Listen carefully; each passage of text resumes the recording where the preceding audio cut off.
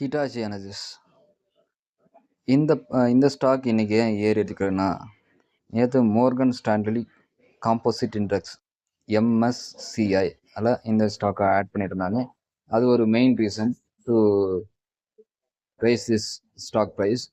And then இது நல்ல ஒரு மார்க்கெட் கேப் இருக்கிற கம்பெனி. 83,000 கோடி ரூபாய் மார்க்கெட் கேப் இருக்குது.